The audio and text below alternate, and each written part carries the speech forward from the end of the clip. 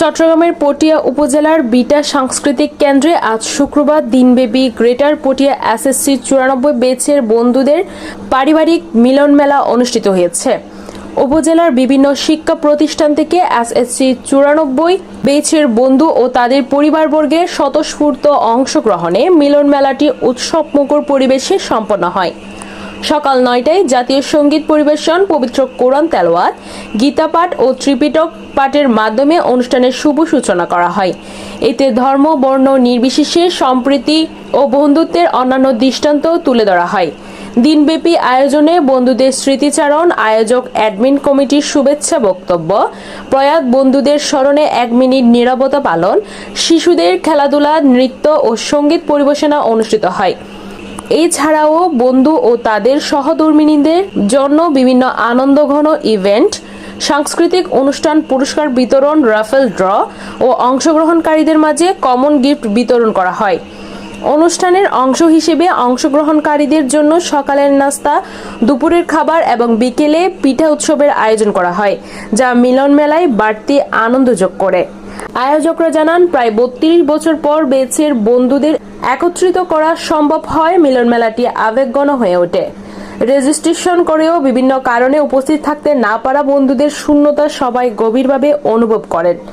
মিলন মেলা সফলভাবে সম্পন্ন হওয়ায় উপস্থিত বন্ধু ও পরিবারবর্গের প্রতি কৃতজ্ঞতা প্রকাশ করেন আয়োজকরা। আয়োজকদের প্রত্যাশা, এ ধরনের মিলন মেলা ভবিষ্যতেও নিয়মিত আয়োজনের মাধ্যমে বন্ধুত্ব ও পারস্পরিক সম্পর্ক আরও সুদৃঢ় হবে।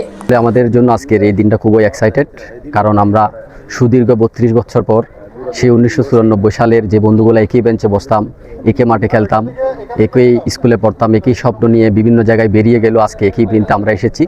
শুধু আমরা এসেছি না, সাথে আমাদের পরিবার পরিজন এবং ছোট ছোট সোনামণিরা ঐক্যবদ্ধ হয়েছে, একসাথে এসেছে। এবং আমাদের যে বন্ধুগুলা পৃথিবী ছেড়ে আমাদের কাছ থেকে চলে গেছে, তাদের স্মরণে আমরা নীরবতা পালন করব এবং তাদের স্মৃতিচারণ করব।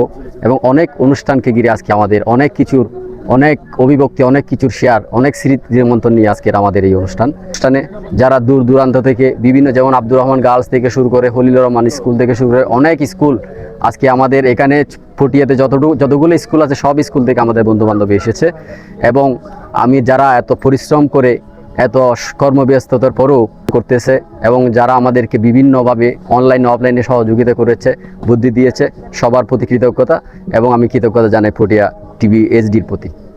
আমাদের সকল প্রাণপ্রিয় বন্ধুদের ছিল একটা আন্তরিক প্রচেষ্টা, যার ফলশ্রুতিতে আমরা আজকের এই সফল অনুষ্ঠানটা সফল হতে যাচ্ছে। এটা হচ্ছে আমাদের পটিয়া আব্দুল সোবহান রাহাত আলী উচ্চ বিদ্যালয়ের মাধ্যমে আমরা প্রথম শুরু করছিলাম, যেটা আমাদের বন্ধুদের যে সক্রিয় কর্মকাণ্ডের মাধ্যমে বেসভিত্তিক সংগঠন হিসেবে পরিচিতি লাভ করার পরে এটা আমরা বৃহত্তর পটিয়া, গ্রেটার পটিয়া হিসেবে পরিচিতি লাভ করে আমরা এখন সারা বাংলাদেশে একটা ব্যাপকভাবে সাড়া ফেলেছে এবং সারা বাংলাদেশের মধ্যে প্রত্যন্ত অঞ্চল, গ্রাম, শহর এবং সব জায়গায় এটার বিস্তৃতি লাভ করেছে এবং আমরা সবাই একটা পরিবার হয়ে সংগঠিত হতে পেরেছি। আমরা প্রথমে বৃহত্তর পটিয়া দিয়ে শুরু করেছি, এখন পঞ্চমবারের মতো আমরা এখানে আমাদের কোনো রাজনৈতিক পরিচয় নেই। আমরা এখানে চাইছি কোনো বৈষম্য দূর করে আমরা এসএসসি 94 বৃহত্তম পটিয়া 94 এবং আমাদের সাথে কর্ণফুলী সহ বৃহত্তম পটিয়া সৃষ্টি হয়েছে। আমরা তখন থেকে আমাদের যারা বন্ধুরা আছে, আমাদের ভ্রাতৃত্ববোধ বজায় রেখে, সুসম্পর্ক বজায় রেখে আমরা পাশাপাশি, আমি আইনজীবী যে পেশাজীবী এবং রাজনীতিবিদ হিসেবে আমরা চেষ্টা করেছি আমাদের এই বৈষম্য দূর করে আমরা একসাথে চলার জন্য। প্রচেষ্টায় এখানে দল নির্বিশেষে আমাদের সকল স্তরের এই বন্ধুরা, যারা বিভিন্ন পেশা এবং কর্মকাণ্ডে নিয়োজিত থাকা সত্ত্বেও, তাদের কর্মব্যস্ততা থাকা সত্ত্বেও, কেউ আর্থিক, কেউ পরিশ্রমের মাধ্যমে, কেউ মতামতের মাধ্যমে আমাদের অনুষ্ঠানটিকে এই পর্যন্ত দাঁড় করিয়েছে, তাদের প্রতি আমি বিশেষ কৃতজ্ঞতা প্রকাশ করছি।